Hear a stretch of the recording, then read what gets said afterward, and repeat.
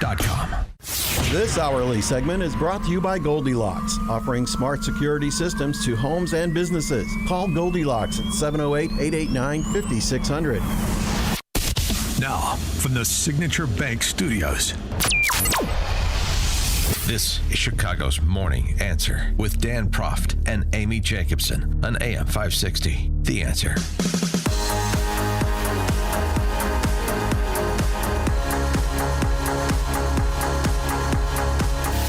Good Tuesday morning. Amy Jacobson here. Chris Kroc in for Dan Proft today as Dan is at the Masters watching some practice rounds. Chris, do you golf by any chance? Yes, but I lose the balls. And so I had a friend take me when I was doing radio in Madison in the early 2000s, and I said, I'm going to lose a lot of balls. He goes, don't worry about it. And then after I lost like 9 of them, he actually started getting mad at me. And so I said, well, I hate golfing with people like you. Wait a minute. I didn't say, let's go golfing, buddy. We went. He wanted to go. And so I just warned him. And he still got mad at me. Like, I freaking told you, dude.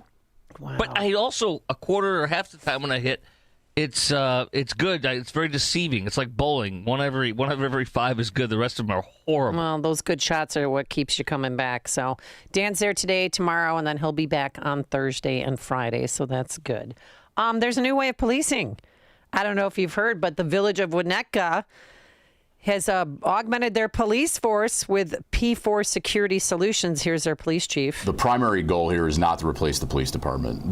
This is to supplement this partnership to provide that continued presence for our community while we're trying to recruit. Winnetka Police Chief Brian O'Connell telling the I-Team in an exclusive TV interview, in just a few days, these tree-lined north suburban streets will be patrolled not only by community police, but by private security officers from P4 Security Solutions in what he says is a first-of-its-kind partnership.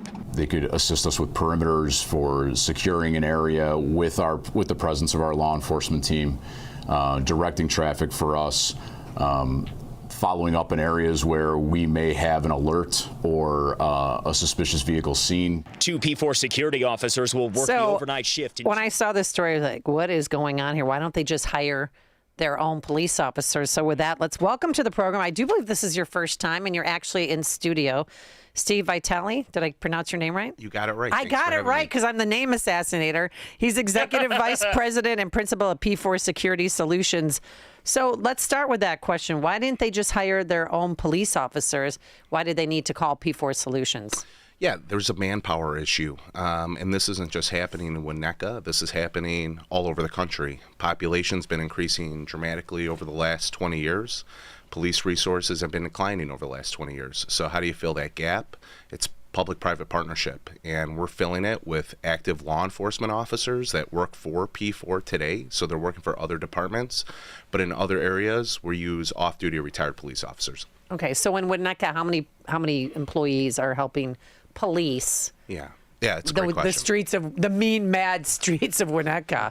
I didn't know crime was a problem in Winnetka, but I guess it could be. It's more of a manpower issue. So we have 2 law enforcement officers that are off duty that work for P4 from 11 p.m. to 7 a.m.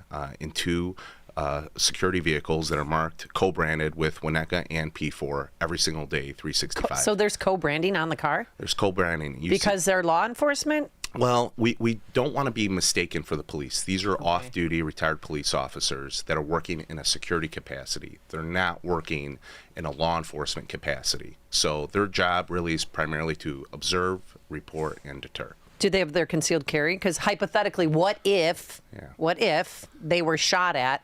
Can they respond fire? Yeah, that's a great question. So all of our off-duty and law enforcement officers carry their own firearms. We want to make sure that these officers can meet force with force in the worst case scenario. I would tell you in all the years that I've been in security, and out of the 600 off-duty and retired police officers that work for us, they've never discharged their weapon.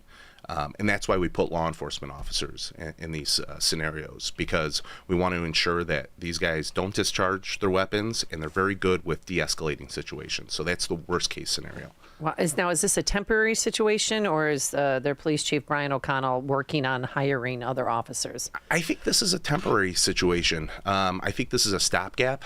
I don't think this is the solution for whether it's CPD, Winnetka, or any other department that's looking to hire us. This is literally a temporary solution until police resources can get back to full capacity. Steve, it's Chris. I am very much against this, and I don't want to be rude. I'm just so much against it. Number one, the Winnetka, I think it was the chief that was talking on ABC 7, Channel 7, and the primary goal is to observe, number one, and so it's twofold. Number one, observe, and I think it's ridiculous. The other thing, and I'm not knocking you, I'm just the integrity of you and your guys or gals, but I don't like it at all. And number two, I know a police officers, we have a lot of our Chicago officers leaving, and I know some who have left, but before they left, they applied. And, for example, Northbrook, I think Niles was another one of my buddies did, and the wait was long. In Northbrook, it was like a year or two, and my friend ended up going somewhere else.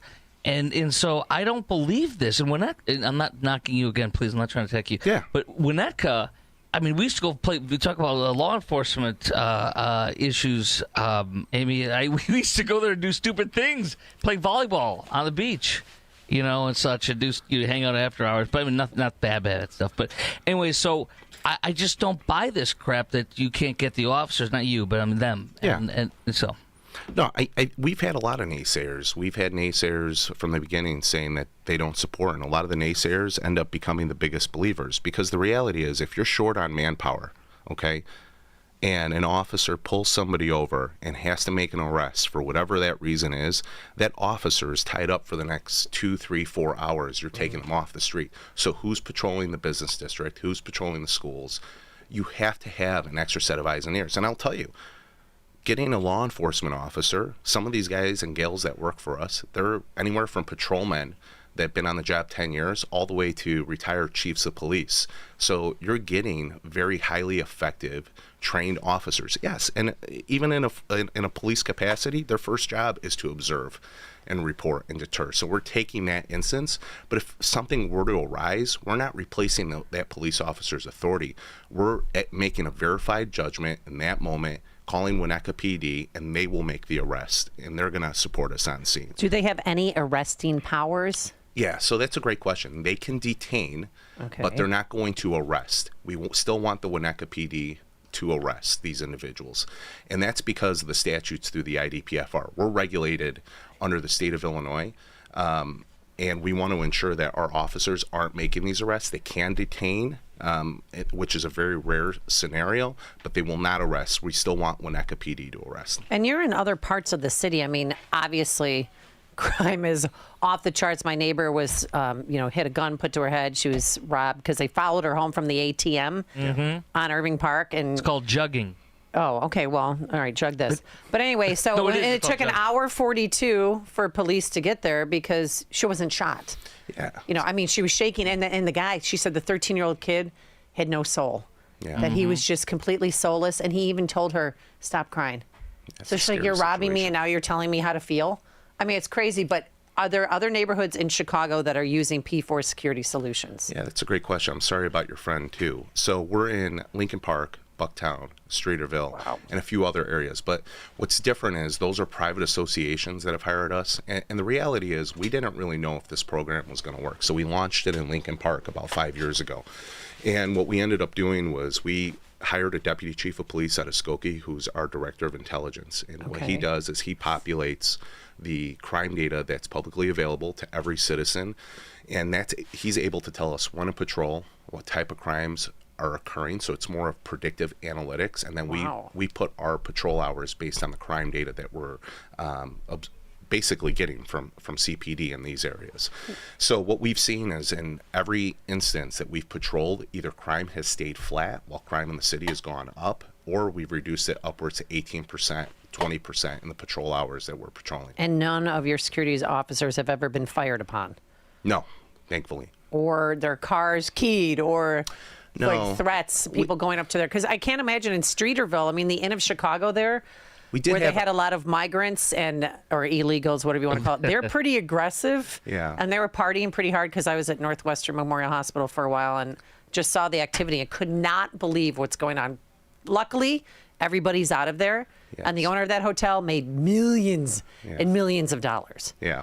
But what was it like did any of your security officers talk about that? So in Streeterville, we're actually hired by 2 major hospitals that we patrol for. So we're not working Let me for a guess, specific... one might be Northwestern Memorial. I'm just saying. I can't say or deny. Okay. But I will tell you this, we have had our car tagged once, but outside of that, nobody's fired upon our cars, our officers. Again, these are trained professionals that have been on the job anywhere from 10 to 30 years. So they're really good at de-escalating. And when they're making a verified judgment and calling it into CPD, the response time is very quick. So they do respond right away as opposed to... Well, when they're calling into CPD, they're identifying themselves as an off-duty retired police officer, making a verified judgment. And I will tell you, like in Bucktown, we put 500 neighbors on a Slack channel. So what that essentially does is they can communicate with our officers in real time, and our response time is less than a minute. So who hired you guys in Bucktown? Was it a condominium association or a townhome association or a neighborhood association? It was a neighborhood association that was conceived just for the purpose to make their community safer. And there's probably about 150 residents that participate in this. And the key thing with these programs, whether you participate financially or you don't participate financially in supporting these programs, you still get the benefit of having an off-duty or law enforcement officer patrolling your neighborhood, and you have accessibility to our officers. And I'll give you a perfect example. In Bucktown during 4th of July, we have a lot of folks going, I think those are gunshots. Yeah. And they'll message our officer. Our officer will go right to that scene and go, no, it's a kid lighting off fireworks. So what do we just do? We prevented 500 people from calling into 911. Oh, I see. That's a great example. Yeah. That's really cool. And Steve? we had, real quick, we had a guy, a higher up at the Cubs. He hired his own security to patrol his house, but also a 4-block radius. Yeah. And he gave it to all the neighbors as this is my gift to you, because he was getting, he had stalkers and death threats, because there's a lot of crazy people out there that I'm sure you're well aware of. And it did, we had less taggings. Yeah. We had, I don't know about less crime, but we felt we had the sense of security that I hadn't had in years. Yeah. This isn't a new program. Security's been around since Pinkerton, right? Started security in the 1800s. And again, it's evolved immensely. We're getting a lot smarter with the data.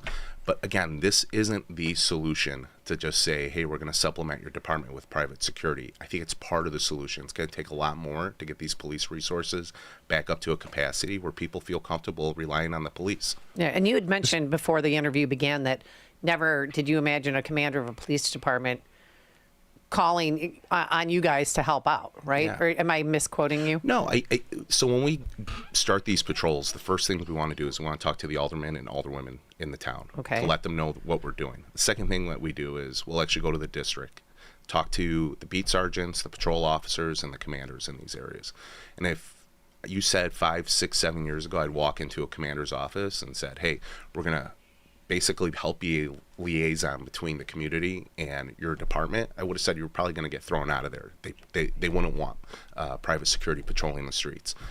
But you go today into a commander's office, anywhere in the city of Chicago, they're very welcoming to the idea because they know we're not arresting people. We're an extra set of eyes and ears for the community, and we're making verified judgment calls to call the police. And that's a big thing for them. What about, how much does this have to do with defunding of police and so much litigation out there that if you're a police officer and you shoot someone, because they shot at you, you could lose your pension, you could lose your job, you could go to jail. I think part of that has something to do with it. I think we're starting to see the residual effects after years of that rhetoric. But also, I think you're seeing people don't want to become police officers anymore. There's other jobs that are more alluring to a 20-year-old as opposed to becoming a police officer. Now, when I was growing up on the Northwest City, or the Northwest side of the city, becoming a police officer was like a dream job. It's like you get that job. Firefighter, or police officer. There was thousands of people that were applying to get these jobs. They just don't have the numbers today. And the turnover rate is not as good as well. So unfortunately, we're the benefactor. We're getting a lot of young policemen and policewomen that are coming off the job after 20, 25 years and go, I still have to make money. My pension hasn't fully kicked in. and I want to go work on the private side. So we're putting these individuals in these capacities. Hey, Steve, got a couple of quick questions on this.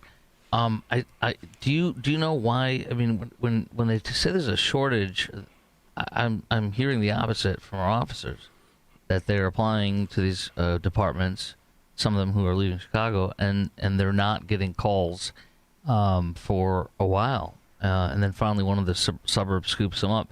So I'm kind of like, it seems to me from my perspective, maybe the cities are getting a less expensive option with you because they don't have to pay benefits and stuff, I would assume, and getting the similar effect without having to pay.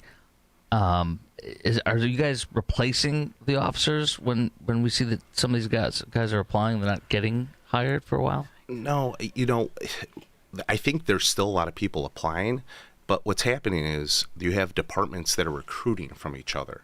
You're not getting new candidates coming in.